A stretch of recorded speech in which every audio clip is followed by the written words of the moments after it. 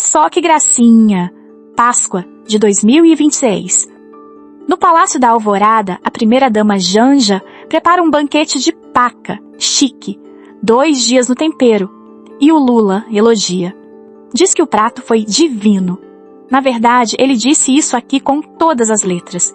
Eu duvido que em algum lugar do país alguém já comeu uma paca tão gostosa como essa. Agora segura aí. No mesmo dia, na mesma Páscoa, enquanto a paca era divina no palácio, em Ilhéus, na Bahia e lá no Maranhão, o povo recebia isso aqui: peixe podre, com larva, sendo entregue, pasmem, numa caçamba de caminhão de lixo. No palácio, um banquete. Na rua, a humilhação.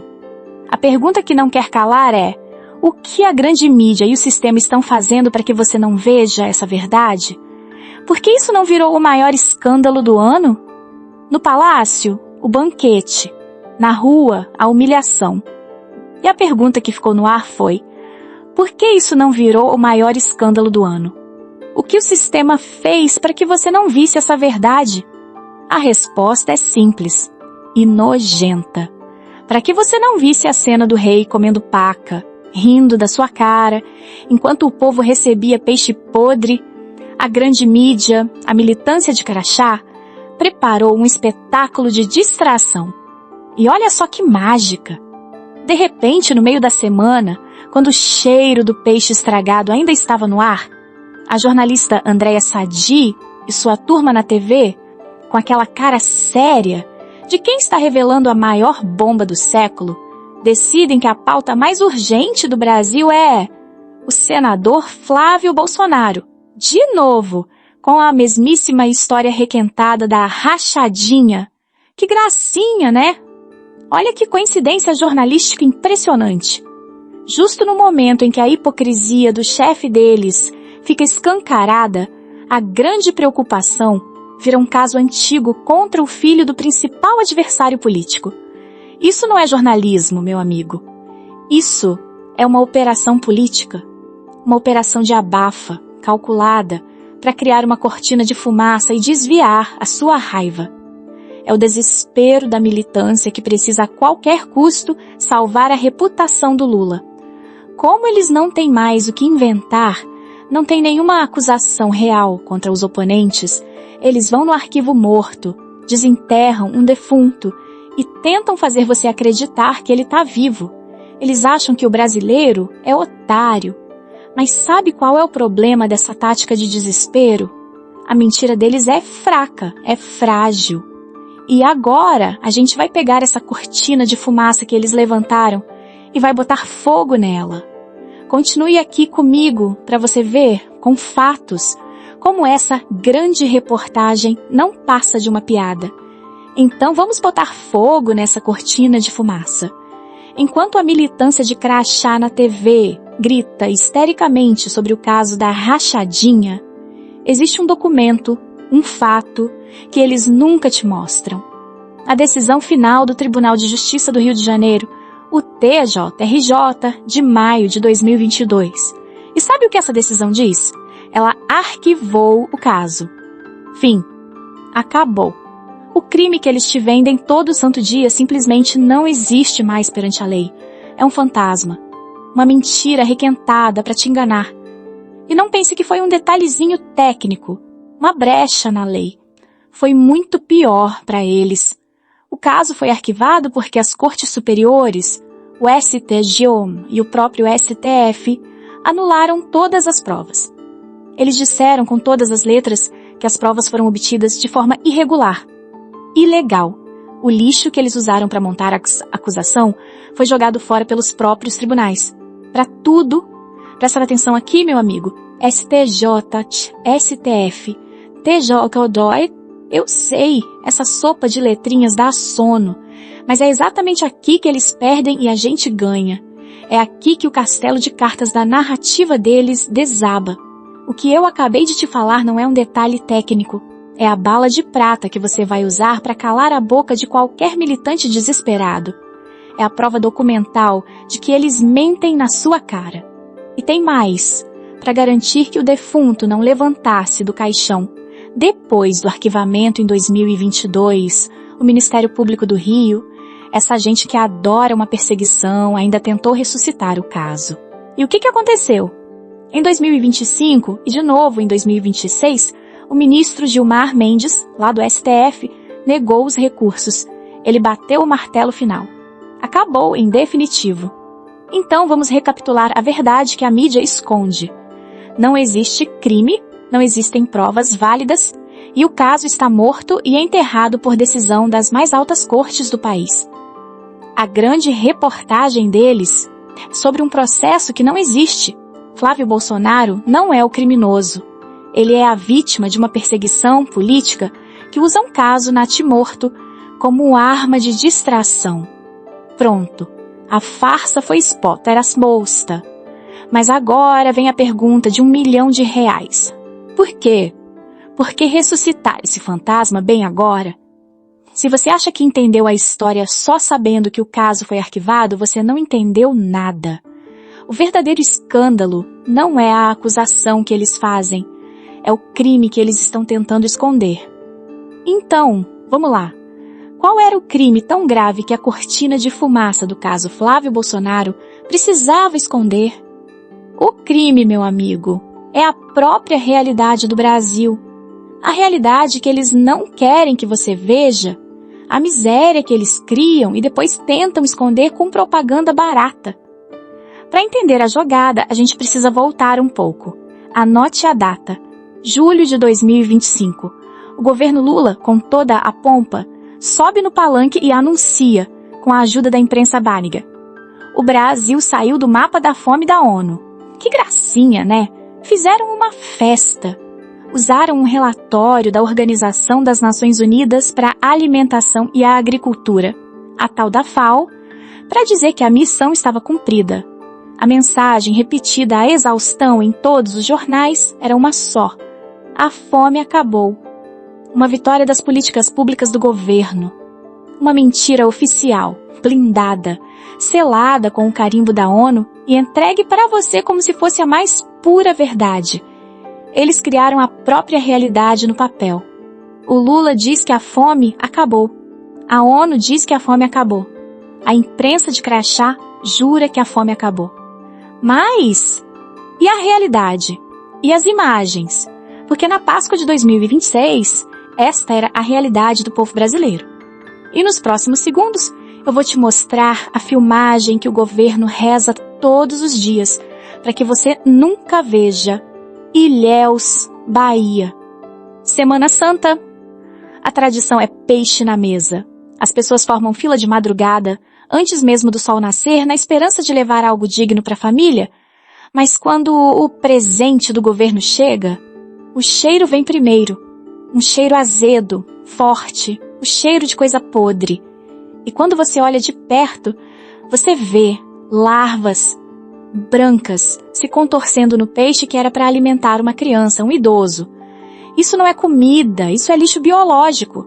Isso é o que eles acham que o povo merece. Você acha que isso foi um erro? Um acidente? Ah, meu amigo, a gente está só começando o tour pela dignidade que o governo oferece. Pula para o Maranhão, cidade de governador Nunes Freire. A cena é tão absurda que parece mentira. O povo esperando a promessa de peixe na mesa. E então, chega um caminhão de lixo. É isso mesmo que você ouviu. O peixe da Páscoa do cidadão transportado no mesmo veículo que recolhe o resto, o sujo, o descartado da cidade. Eles jogam uma lona no chão de terra e simplesmente despejam o peixe ali, como se fosse ração. Que gracinha, né? Que respeito pelo povo. Vergonha nacional. Foi o que gritaram na internet, e com toda razão. Mas a humilhação, ela sempre pode piorar.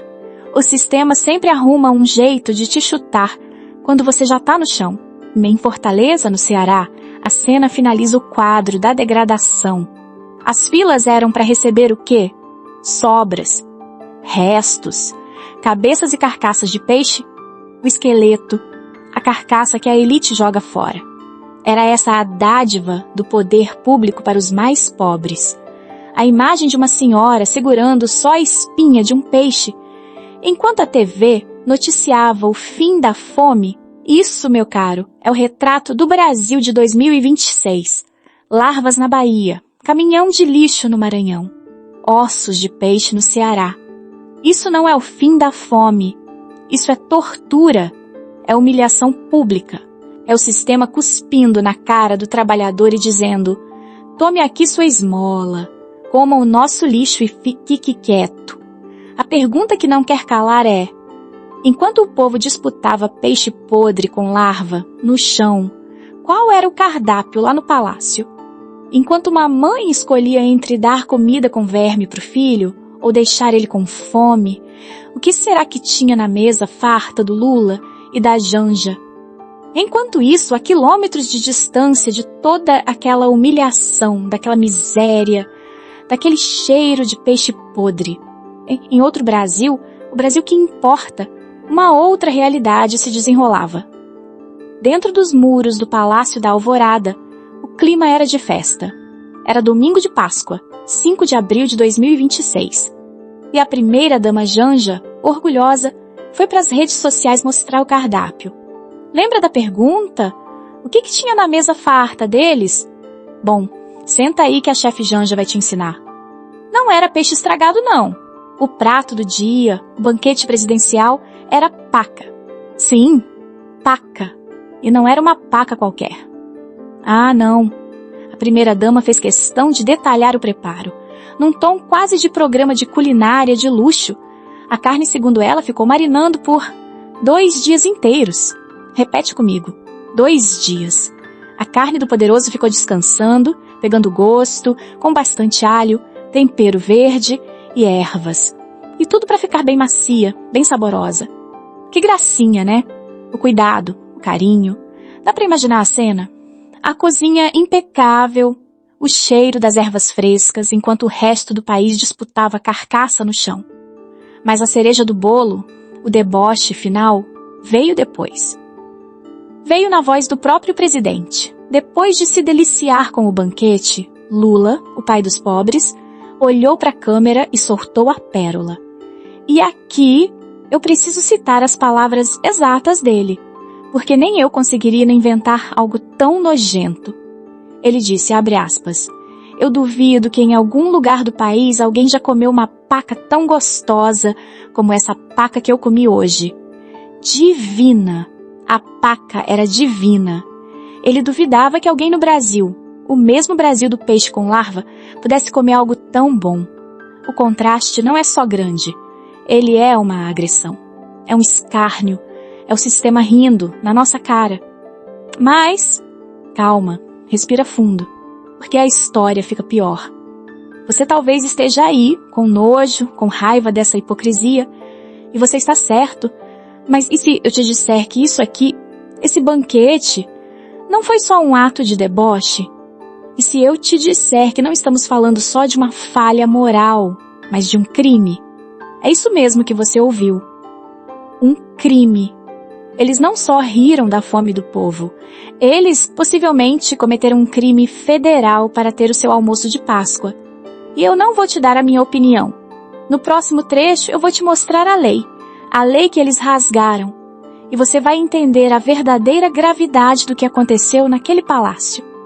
Pois bem, a promessa está aqui para ser cumprida.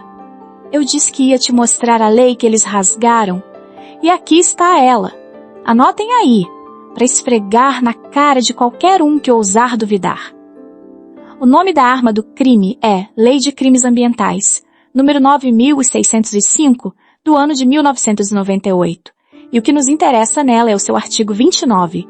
Preste muita atenção no que diz a lei federal, a lei do nosso país. É crime caçar, perseguir, apanhar, utilizar espécimes da fauna silvestre, nativos ou em rota migratória, sem a devida permissão, licença ou autorização da autoridade competente. Animais como a paca. E a pena? Ah, a pena não é uma notinha de rodapé. É detenção de 6 meses a 1 ano e multa. Não existe a exceção do mas foi um presente. Isso não cola. O que o presidente e a primeira-dama fizeram, e pior, Exibiram como um troféu é um crime tipificado. Quando o Lula fala que o prato de paca é divino, eu também duvido, Lula. Sabe por quê? Porque, primeiro, é crime matar e comer uma paca. Desgrama. Entenda a dimensão disso. O que aconteceu no Palácio da Alvorada não foi apenas um banquete de mau gosto enquanto o povo come lixo. Foi a cena de um crime, transmitida ao vivo para todo o Brasil, com o presidente da República como o protagonista orgulhoso.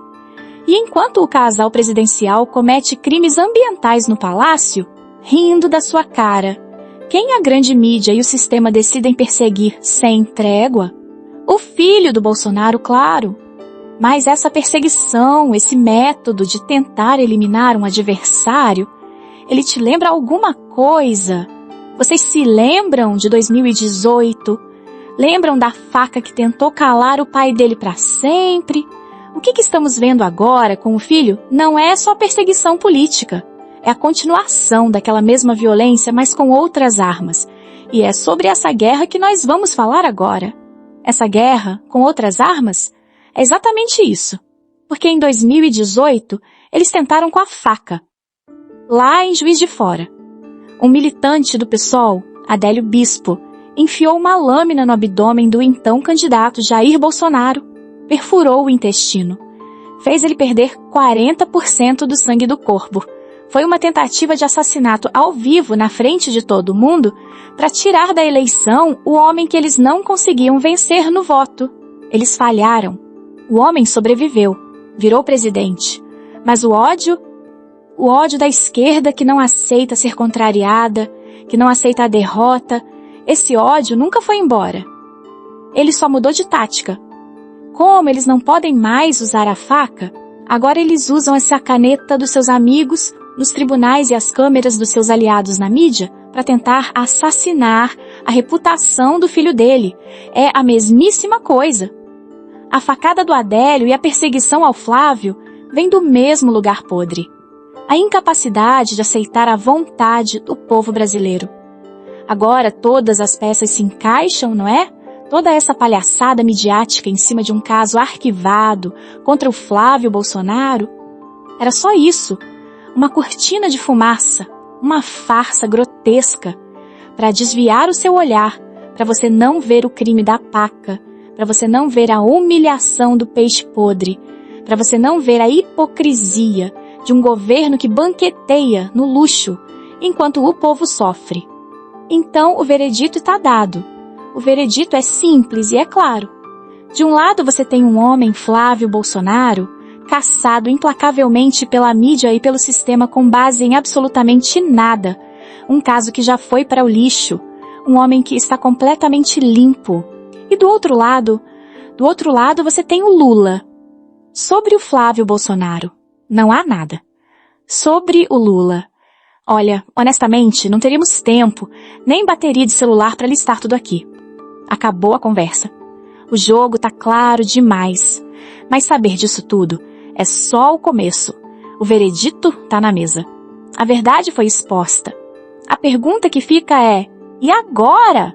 O que nós, que estamos vendo tudo isso acontecer, vamos fazer a respeito? Porque entender a verdade é só o primeiro passo da batalha. E agora? Agora a gente luta. Porque a batalha de verdade começa exatamente aqui.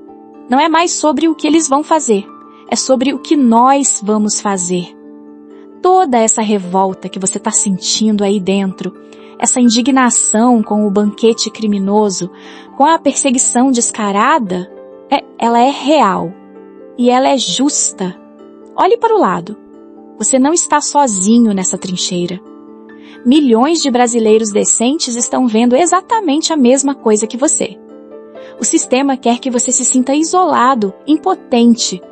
Mas a nossa união é a maior ameaça para eles. Não vamos deixar que essa verdade que a gente expôs aqui seja silenciada.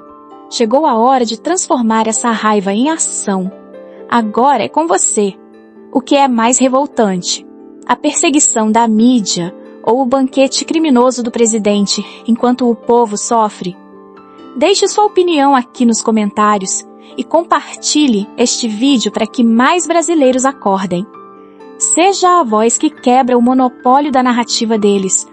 A gente precisa mostrar a nossa força. Vamos juntos.